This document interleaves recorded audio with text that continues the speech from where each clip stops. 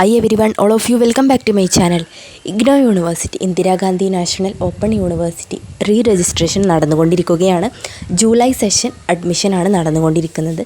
അപ്പോൾ നമുക്കറിയാം IGNOU university എന്ന് പറയുന്നത് ഇന്ത്യയിലൊട്ടാകെയുള്ള സ്റ്റുഡൻസ് ഡിസ്റ്റൻസ് ആയിട്ട് കോഴ്സുകൾ പഠിക്കുന്ന ഒരു ഓപ്പൺ യൂണിവേഴ്സിറ്റിയാണ്.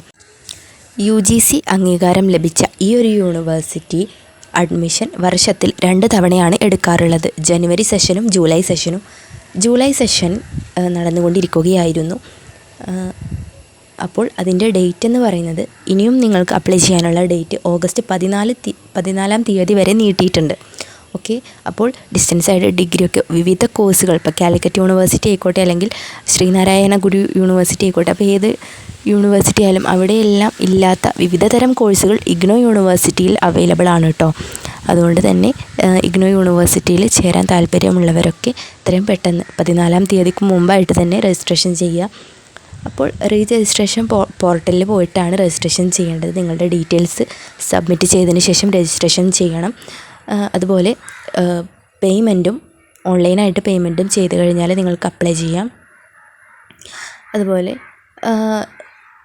നിങ്ങൾ ഇന്ത്യയിലുള്ളവരാണെങ്കിലും അതുപോലെ ഇൻ്റർനാഷണൽ സ്റ്റുഡൻസ് ആണെങ്കിലും യൂണിവേഴ്സിറ്റിയുടെ വെബ്സൈറ്റിൽ നിങ്ങൾക്ക് എന്ത് ചെയ്യാം, രജിസ്ട്രേഷൻ ചെയ്യാം. അതുപോലെ തന്നെ രജിസ്റ്റർ ചെയ്യേണ്ടത് ന്യൂ രജിസ്ട്രേഷൻ എന്ന ബട്ടണിൽ ക്ലിക്ക് ചെയ്തുകൊണ്ട് നിങ്ങളുടെ ഇമെയിൽ ID അതുപോലെ മൊബൈൽ നമ്പർ വെച്ചാണ് നിങ്ങൾ എന്ത് ചെയ്യേണ്ടത്, രജിസ്ട്രേഷൻ ചെയ്യേണ്ടത്. നിങ്ങൾ ഓൾറെഡി രജിസ്ട്രേഷൻ ചെയ്തവരാണെങ്കിൽ ആ ഒരു യൂസർ നെയിമും പാസ്വേഡും വെച്ച് നിങ്ങൾ എന്ത് ചെയ്യണം, ലോഗിൻ ചെയ്യേണ്ടതാണ്. അങ്ങനെയാണ് നിങ്ങൾ ഈ ഒരു ഫോം ഫില്ലാക്കി പേയ്മെൻറ്റും കംപ്ലീറ്റ് ചെയ്ത് കഴിഞ്ഞാൽ നിങ്ങളുടെ ആ ഒരു രജിസ്ട്രേഷൻ ഫോം യൂണിവേഴ്സിറ്റിയിലേക്ക് എത്തുന്നതായിരിക്കും. അതിനുശേഷം നിങ്ങൾക്ക് അഡ്മിഷൻ എടുക്കാവുന്നതാണ്. ഓക്കെ, ഇങ്ങനെയാണ് IGNOUൻ്റെ അഡ്മിഷൻ നടക്കുന്നത്. അപ്പോൾ എത്രയും പെട്ടെന്ന് ഓഗസ്റ്റ് 14 വരെ കുറച്ച് ദിവസങ്ങൾ കൂടിയുണ്ട്. അപ്പോൾ നിങ്ങൾ അപ്ലൈ ചെയ്യാത്തവരാണെങ്കിൽ എത്രയും പെട്ടെന്ന് പോയിട്ട് അപ്ലൈ ചെയ്യുക. മറ്റ് നോട്ടിഫിക്കേഷൻസിന് വേണ്ടിയിട്ട് എൻ്റെ ചാനൽ സബ്സ്ക്രൈബ് ചെയ്യാത്തവരാണെങ്കിൽ തീർച്ചയായും സബ്സ്ക്രൈബ് ചെയ്യാൻ മറക്കരുത്. Okay, thank you.